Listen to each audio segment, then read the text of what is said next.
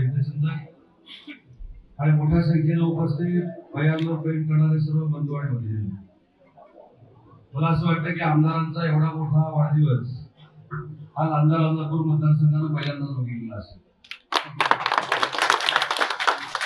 आणि कालपासून मी देखील सोशल मीडियावर बघत होतो की विधानसभेची निवडणूक झाल्यानंतर ज्या पद्धतीचं अजून मोठ्या पद्धतीनं परिवर्तन या मतदारसंघामध्ये झालं, त्याच्यामुळे राजापकर असतील, आमचे संदीप दळवी असतील, अनेक उपाठाचे पदाधिकारी असतील, हे पूर्ण भैयांच्या नेतृत्वाखाली आणि एकनाथ शिंदे साहेबांच्या नेतृत्वाखाली शिवसेनेचं धनुष्यबाण घेऊन भविष्यामध्ये जिल्हा परिषद पंचायत समितीला देखील वेगळा ठसा उमटवतील याची खात्री त्यांचा बंधू म्हणून मला आहे.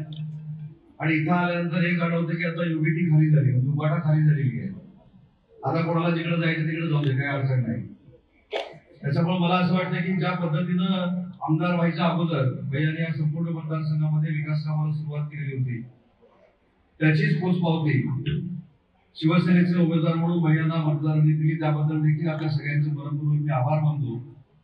आणि त्यांच्याकडनं विकासात्मक अपेक्षा आपल्या सगळ्यांना असताना त्या पूर्ण करण्यासाठी राज्याचा मंत्री म्हणून, त्यांचा भाऊ म्हणून मी त्यांच्या सोबत आहे.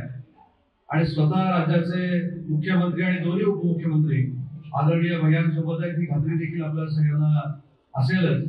त्याच्यामुळे एकही विकासाचं काम आता लांजा, राजापूर आणि संगमेश्वर मतदारसंघातलं शिल्लक राहणार नाही, त्याची हमी आज या वाढदिवसाच्या सगळ्यांना देतो. पुन्हा एकदा आमच्या सगळ्यांच्या वतीनं, त्या मतदारसंघाच्या वतीनं आणि अख्ख्या महाराष्ट्राच्या वतीनं भैयांना वाढदिवसाच्या मनपूर्वक शुभेच्छा देतो. आणि पुढच्या वाढदिवसाच्या दिवशी या मतदारसंघातली सगळे लोक सांगतील की आमच्या मतदारसंघाचं एकही काम एक वर्षभरामध्ये शिल्लक न ठेवणारा आमदार म्हणून माननीय भैयांची ख्याती निर्माण होईल. आणि असा आमदार 288 आमदार आमचा मतदारसंघातला एकमेव आमदार तुमचा आमदार असेल, त्याची देखील खात्री बाळगतो. आज वाढदिवसाच्या निमित्तानं आपण सगळे आला त्याबद्दल त्यांच्या कुटुंबातला आपल्या सगळ्यांचे आभार मानतो.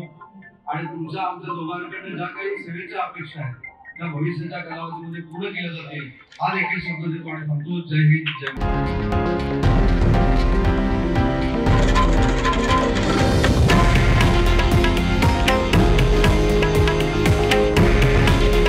हे आहे देशातील नंबर 1 न्यूज नेटवर्क आणि आपण पाहत आहात TV9 मराठी.